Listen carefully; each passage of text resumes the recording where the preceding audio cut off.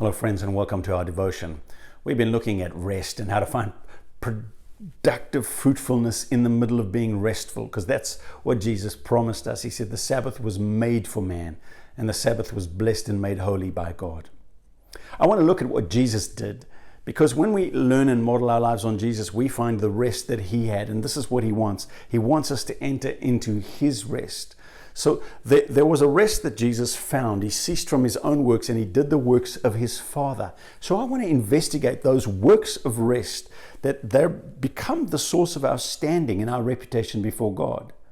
Jesus modeled this for us so beautifully, because many people had come to Jesus, and once he started to demonstrate these works, they all had a carefully crafted role that they had in their ambition for him. The Zealots wanted Jesus to validate their rebellion and violence. The Sadducees wanted him to ensure their political prominence in the status quo. The Pharisees wanted him to honor their doctrine. The people wanted to make him king so that he could meet all their needs. His disciples wanted to ride his coattails right to the top. The money changers in the temple hoped he would affirm their trade in the temple, and his family wanted his fame to spread so that it could remove the stigma from them. Jesus pursued none of those agendas. Jesus didn't even pursue his own desires. He listened to what his Father wanted, and he did what his Father asked him. And those works produced fruit that Jesus offered as the validation for his choices. In John 5:36, he said, I have a testimony weightier than that of John. For the works that the Father has given me to finish, these very works I am doing, and they testify that the Father has sent me. And the Father who sent me has himself testified concerning me. In John 10:24, they said, how long will you keep us in suspense? If you are the Messiah, tell us plainly. And Jesus answered, I did tell you, but you don't believe. The works that I do in my Father's name testify about me, but you do not believe because you are not my sheep.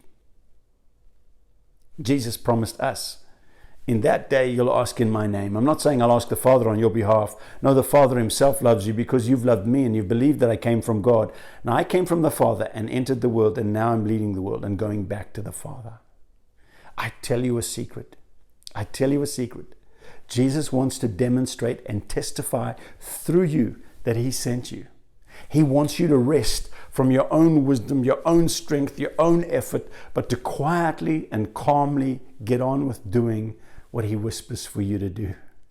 See, when you take that posture of rest, letting him take care of your standing before God and with people, and you simply do what he says, he will begin to produce works through you, his power miraculously working in the natural circumstances that you're in, and he will demonstrate fruitfulness through your life. He wants you to find rest and to do what he promised so that he can do his works through you.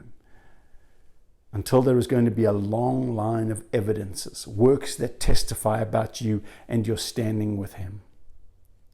So let the works that you do today, the things that you do in response to his prompting, testify about you today. Go ahead, listen up, put on that easy yoke, and do as he bids, and watch him work through you, just as his Father worked through him.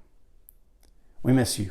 We think about you often. We're praying for you every single day, and looking forward to getting back together again. God bless.